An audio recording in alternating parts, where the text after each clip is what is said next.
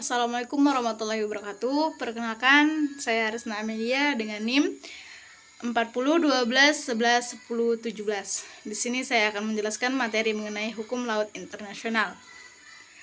EU fishing atau illegal, unreported and unregulated fishing merujuk pada aktivitas penangkapan ikan yang melanggar hukum, tidak dilaporkan dan tidak diatur. EU fishing dapat menyebabkan dampak negatif yang signifikan terhadap keberlanjutan sumber daya ikan dan ekosistem laut, serta berdampak pada penghidupan dan keamanan nelayan yang sah. Menurut Konvensi Perserikatan Bangsa-Bangsa tentang Hukum Laut (UNCLOS) tahun 1982, EU fishing dapat dianggap melanggar hukum internasional. UNCLOS menyatakan bahwa negara-negara harus menjaga sumber daya ikan di wilayah perairan mereka dengan mengelola dan memelihara keberlanjutan sumber daya ikan. Selain itu, UNCLOS juga memperkuat kedaulatan negara atas zona ekonomi eksklusif (ZEE) mereka yang mencakup perairan yang terletak di luar batas teritorial tetapi masih di bawah yurisdiksi negara tersebut. Oleh karenanya, jika ditinjau dari hukum internasional mengenai penegakan hukum terhadap EU fishing di ZEE, maka sesuai pasal 73 ayat 1 UNCLOS 1982 dijelaskan bahwa jika kapal asing tidak mematuhi peraturan perundang-undangan perikanan negara pantai di ZEE, maka negara pantai dapat menaiki memeriksa, menangkap, dan melakukan proses peradilan terhadap kapal asing tersebut, sebagaimana diperlakukan untuk menjamin ditaatinya peraturan perundang-undangan yang ditetapkan sesuai dengan ketentuan dalam UNCLOS 1982. Negara-negara juga diwajibkan untuk mengatur aktivitas penangkapan ikan di dalam ZEE mereka secara legal, dilaporkan dengan benar dan diatur.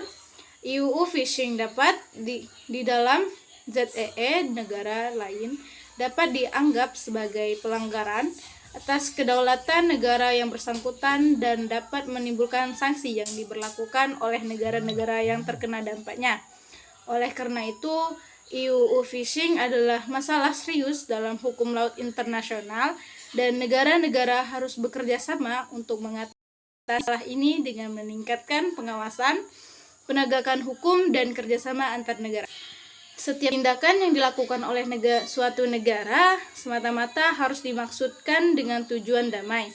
Hal tersebut merupakan sebuah prinsip yang harus dipegang teguh oleh setiap oknum yang ingin melakukan kegiatan penelitian ilmiah dari lautan.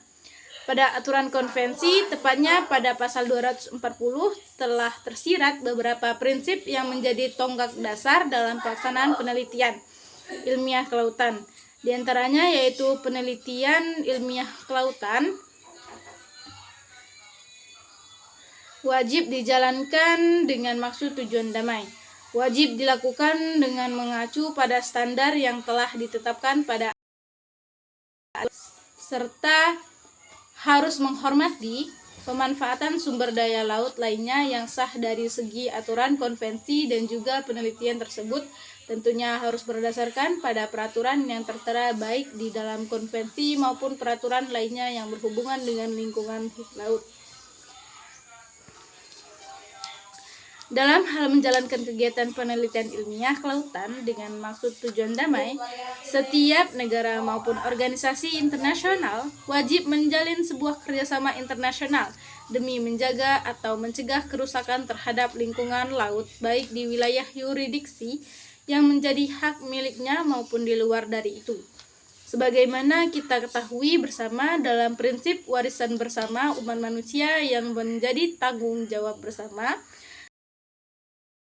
yang tidak dapat dimiliki oleh siapapun, namun sumber daya yang terkandung di dalamnya dapat digunakan oleh setiap umat manusia. Ketentuan perihal kerjasama ini telah diatur pada pasal 242 yang menekankan pada sebuah konsep kerjasama yang berdasarkan prinsip penghormatan terhadap kedaulatan dan atas dasar manfaat bersama. Pada pasal 243 menegaskan bahwa kerjasama tersebut dapat berupa perjanjian bilateral maupun multilateral. Kemudian lebih lanjut pada pasal 244 menentukan di mana nantinya informasi yang ada terkait usulan kedaulatan itu harus dipublikasikan dan disebarluaskan seperti tujuan dari diadakannya dan pengetahuan yang hendak diperoleh melalui penelitian tersebut. Aspek penting lainnya yang tercantum di dalam UNCLOS tahun 1982 terkait penelitian ilmiah kelautan yaitu mengenai instalasi atau peralatan yang dapat digunakan dalam penelitian tersebut. Berkaitan dengan status hukumnya, pada pasal 259 menjelaskan bahwa instalasi atau peralatan yang digunakan dalam penelitian ilmiah tidak dapat dikatakan sebagai pulau dan tidak memiliki laut teritorialnya sendiri. Menyangkut perihal keberadaan instalasi tersebut secara tegas pada pasal